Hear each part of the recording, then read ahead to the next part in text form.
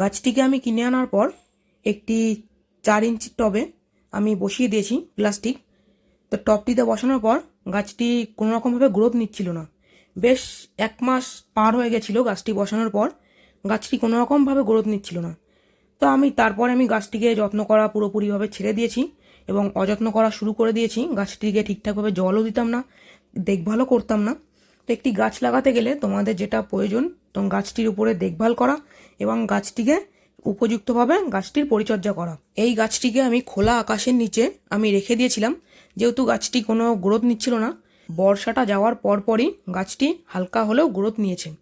নেওয়ার পর যেহেতু ফুল এসছে, ফুল আসার ফুলের ভারে এবং পাতার ভারে গাছের ডালটি হালকা নুয়ে পড়ছে এবং হালকা বাতাস দিলে গাছটি যে কোনো সময় ভেঙে পড়তে পারে।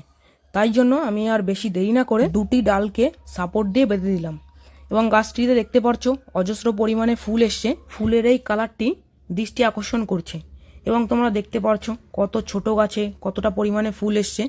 এখন যেহেতু সেপ্টেম্বর মাস, এই মিলি গাছ এখন ভরে ভরে ফুল দেওয়ার সময়। ফুলগুলো এখনও 1.5 থেকে 2 মাস গাছে থাকবে, ফুলগুলো ঝরে পড়বে না এবং ফুলের কালারটি আরও দুর্দান্ত আসতে চলেছে এবং গাছটি পুরো ফুল সানলাইটযুক্ত জায়গায় রাখতে হবে। রাখলে ফুলের কালারটি আরও লালচে ভাব আরও বেশি পরিমাণে চলে আসবে। গাছটি ক্যাকটাস জাতীয় গাছ এবং কাঁটাযুক্ত গাছ। গাছটির তোমরা 3 থেকে 4টে ভ্যারাইটি পেয়ে যাবে। এই গাছটি ছাওয়া পছন্দ করে না, টানা রোদ পছন্দ করে, সকাল থেকে বিকেল অবধি।